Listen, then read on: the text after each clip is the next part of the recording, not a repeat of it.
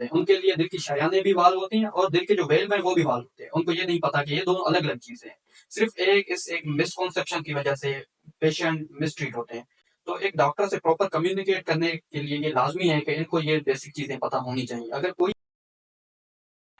अस्सलाम वालेकुम सर। वालेकुम सलाम। क्या कैसे डॉक्टर हैं साहब आप? खैरियत से अल्लाह हैं? का बताओ, सुना है तबीयत ठीक अल्लाह है? का शुक्र है। डॉक्टर साहब अभी मैं देख रहा था आपके पास एक पेशेंट आया था ना जी, थोड़ी देर पहले, हाँ, बिल्कुल, तो उसने आपसे एक सवाल किया था कि हमारे दिल के वॉल्व जो है ना ये बिल्कुल, हाँ। बंद हैं, तो ये मेरे समझ में नहीं आया मतलब ये दिल मेरे के वाल्व हमारे कैसे हाँ व्यूअर्स भी जानना चाह रहे हैं जी कि हाँ, ये हमारे ये किस तरीके से जो है ना दिल के वॉल्व बंद होते बंद हैं, होते थोड़ा सा हैं। इस बारे में जरा गाइड कीजिएगा पहले सर। तो हसन आपने बहुत अच्छा क्वेश्चन किया है। जी सर। इस मतलब लैक ऑफ नॉलेज की वजह से इस बात पे काफी पेशेंट मिसट्रीट होते हैं। ठीक है, पहले तो मैं व्यूअर्स को ये बता दूं, इसके लिए मैं आपको थोड़ी बेसिक साइंस समझाऊंगा कि दिल के वाल्व क्या होते हैं और दिल की शरियानें क्या हो कौन सी होती हैं।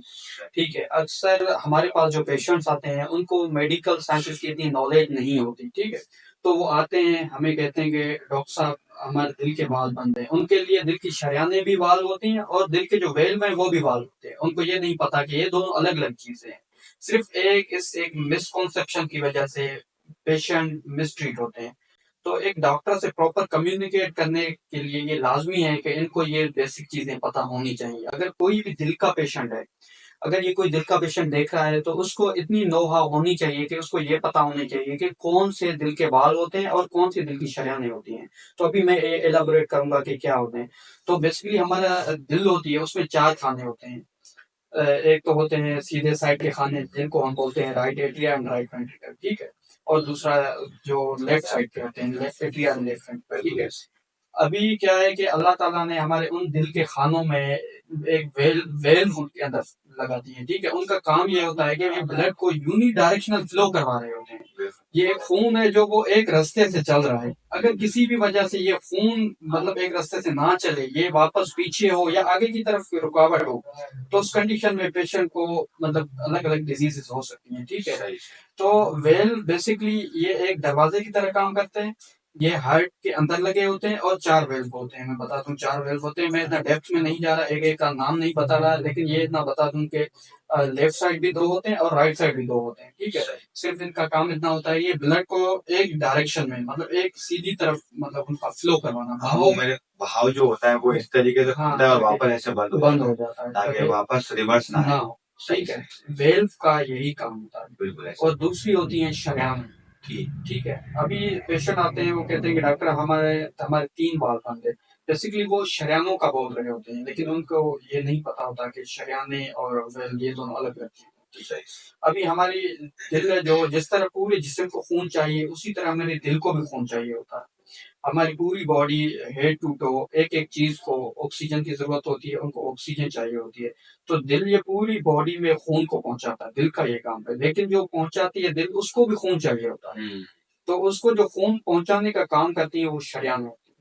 ठीक है, तो मेन जो शरेयान है वो तीन होती हैं। एक का नाम होता है लेफ्ट कोरोनरी आर्टरी, दूसरे का राइट कोरोनरी आर्टरी, तीसरा left ascending anterior descending artery. ये तीन मेन इसके अलावा भी होती हैं। मैं अगेन इतनी डेप्थ में नहीं जा रहा ताकि देखने वालों को ये उनका ये कॉन्सेप्ट क्लियर हो जाए कि जो मेन तीन ये शरेयानें होती हैं left coronary artery, right coronary artery और लेफ्ट एंटीरियर डिसेंडिंग, इनमें डिजीज होती है पेशेंट को, लेकिन इनके अलावा भी होती है, उनमें भी डिजीज हो सकती है, लेकिन मेन तीन होती है। तो मोस्ट प्रॉब्लली क्या होता है कि पेशेंट की एक शरेयान में अगर ब्लॉकेज आ जाती है तो पेशेंट को सिम्टम्स जो वो चेस्ट पेन जो हो रहे होते हैं, दो में भी यही होते हैं, तीन में भी यही होते हैं, बस सिवियरिटी का फर्क होता है। ठीक है, तो अगर किसी पेशेंट का वाल बंद हो जाए, अब जो वाल है उनकी डिजीज बिल्कुल अलग तरीके की होती है।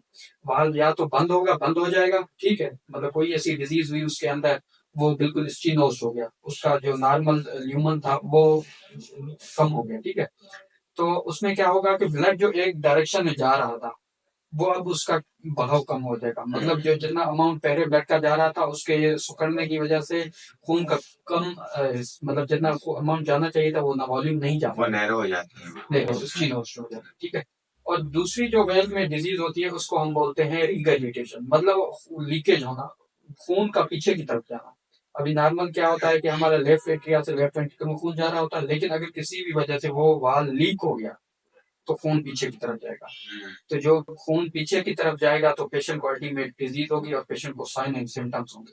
ज्यादातर जो वाल में डिजीज होती है उसमें जो पेशेंट को सिम्टम्स होते हैं वो ये होता है कि पेशेंट को सांस में तकलीफ होती है। चेस्ट पेन बहुत ही कम होता है, वो सिर्फ एक वेल में डिजीज होने की वजह से होता है, लेकिन ज्यादातर जो पेशेंट को कंप्लेन होती है वो होती है सांस में तकलीफ, सांस फूल जाती है पेशेंट को। लेकिन अगर शरेयान में ब्लॉकेज है तो उसमें जो प्राइमरी कंप्लेन है, मेन कंप्लेन है, पेशेंट को सीने में दर्द होता है। सही। ठीक है, अगर पेशेंट की दिल को प्रॉपर खून ना मिले तो उसमें पेशेंट को सीने में दर्द होता है। लेकिन अगर खून आगे की तरफ ना जाए या खून पीछे की तरफ वापस जा रहा है तो उसमें सांस में तकलीफ होगी पेशेंट को। तो इसका बेसिक कॉन्सेप्ट यही था। तो होपफुली आपको समझ आ गया होगा कि वेल्स क्या है, शरियाने शरेयानी क्या है। बिल्कुल ऐसे